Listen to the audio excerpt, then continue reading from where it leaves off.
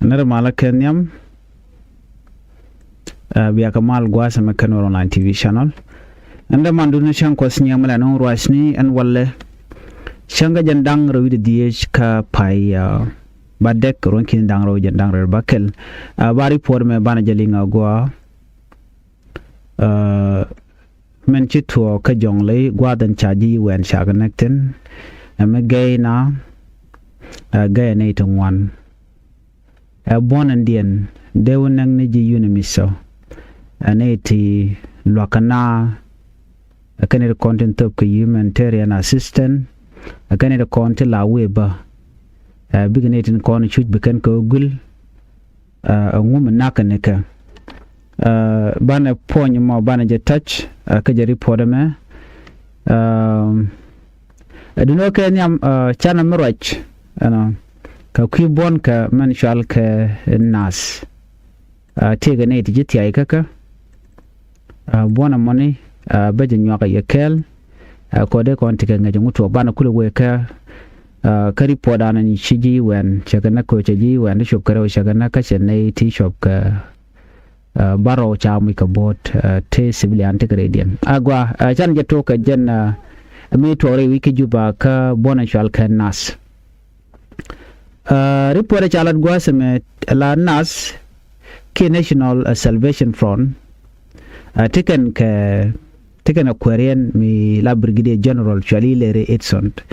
na ke report mi chala re wiki juba wa jen cha tiai ken de ni ke tukudang jok tiai ken ka nas ano nas National Salvation Front taping chairman taping General Dodian la Serilo chairman jen taping damo ko ngai ko ndial ko lat ko rin gwa samone bana kula rai ko ngum chitu ki ngum nong na me no mendan ndong tiai ken ke je ngum cha promise ano be ken jeng mi shiga tiai ke chi we ko kum selbe ke mi yadit ano ken mendan chi kan lat gwasama ala commander me dung nas ke National Salvation Front men chi ro da bar ka bonnas jen chal Brigadier General Ilere Edson yakane jen chela do chati ay kel ken de ni kudang jok la 300 fighters tede pinda jo men no nga ka Friday jen gwada no nga jeten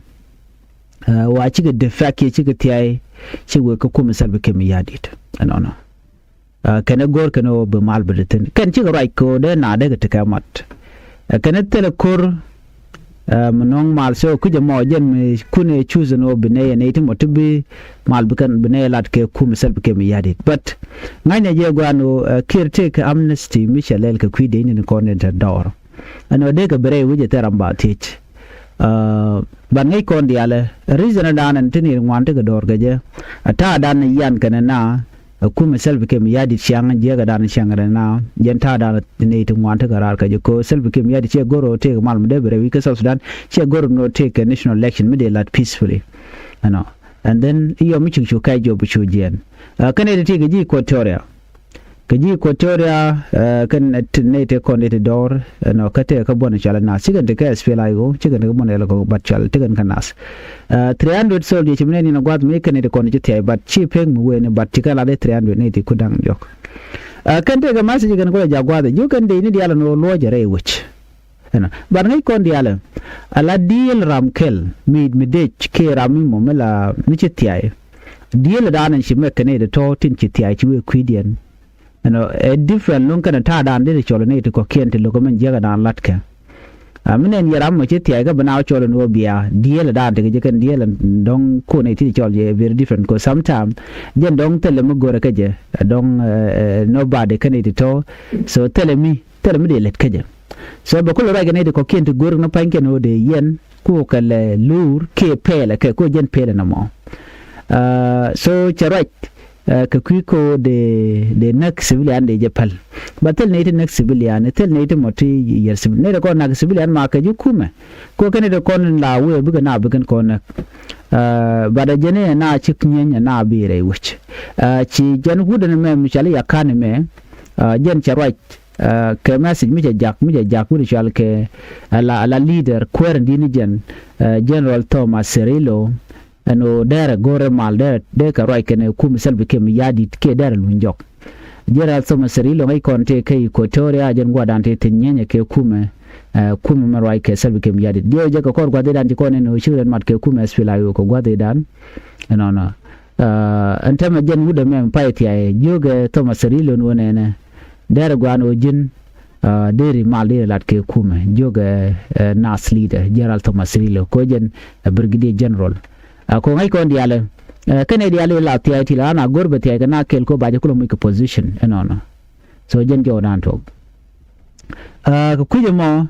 ne di 300 kari podan chala ti ka bon Gerald Thomas Cirillo ka jen brigadier general mo kene wachi chumne de kor ne de kor wido well kane den ko ni 300 kan galad no ne 300 ci ga de fakki ci ga ti no mo mu de ten but pe ga chala de kene 300 no Canada in the quarter to senior NAS commander to get lane dangwell. You see that? And I can larana go but tegana ko ba you make a position by you make a tika rank tika door. Kojan government and president came added go do modern win kajalong. Chia go no tin the date rar kaje. So me take option modern use there modern use. Make on the alabo near the alley let na long and term ko cockabon the content rar. And a bonnet rar badil cock a kum selvikim yadi cause the benka bonda. Jam nany anatama. So she got right managing National Security Services spokesperson with David John Kumuri Jaram Dan Lado 110 check a receive Kenny the quarter well check a receive kaga current right now Reiki Juba and 10 senior NAS commander take a radian so Jerry report article no more kuna the fact je time me right now kan ai je no wona na national election yes kume kir la de letting wana lunka jantama me cha yudu wan cha ga release kipin cha te kameti cha la do sha nang bare wi ke South Sudan me de to kam ga kaneten kon bunyi ke bondi ala kon dor special kuma spelayo ka kwa ga na bene ke yo ba jero lo mo dong te ne de korom ba tiat ke yutu wan bu tiai be la no cher cheben ka kuma an chamal tianok yene de ala kon ne dor pain kun gor jeno biar wi biya mat ke kuma ko jen ta dan la tok la ja president no jong ke ka lunjok ka china lunjok bang nu na jo ko chai mo ke yu teram lunjok like this muku ken ne ko ne ju je tel salary je ken ne pain de na SSPDF tel yu je ken police ne whoever mit kwa mala civil servant teral mu je ken but they have money to be ken ji duar ko ne gwi ken wo de nyi ke bugar mo ke yu but ke ji chen chicken ko mo ko yo mo ko duar kuna la shui gwa me ka ko ken jirar so jen dan le ro do gwas me ni no wuda me mi pai ti ken ne tini ya kan ti ani jen ke 2022 okay ti ke 2022 cho nas party cho join ki opposition group and anti door cho join so ti ke 2022 jen ko le we ka kuma dung nas gwas me jen ka South Sudan People Defense Force wal by the way ran SSPDF and wuda chikula ti ay nyokan tama te ka kuma sel ken mayadi wal but right now no cha nyoko lunjok so at the same position dan teten and another thing bi angan mala kon mala la ni chang all the time no ne there's a way me use ke tactic me use ke kum sel ke mi yadi what they use then la ja goro no biga jo no la no shi we kuchi mi pokole te ga do mi mo biga ni ti bikan ka o kap kaje abai jogo no tiai ne lar no chi tiai ba ngaje no jiran kwaje mi that's what the tactic they are using mi gan ngaje no chi tal mi ba jo lu ni kuidan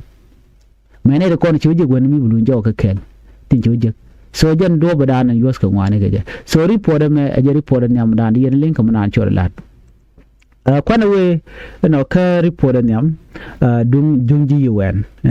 dung UN dia je chiru dun dial sha je le mo nan chore laten no shane dangro sha kanak liam bej ko ne ti nyor ka ki ti cha bush too much ne dang raw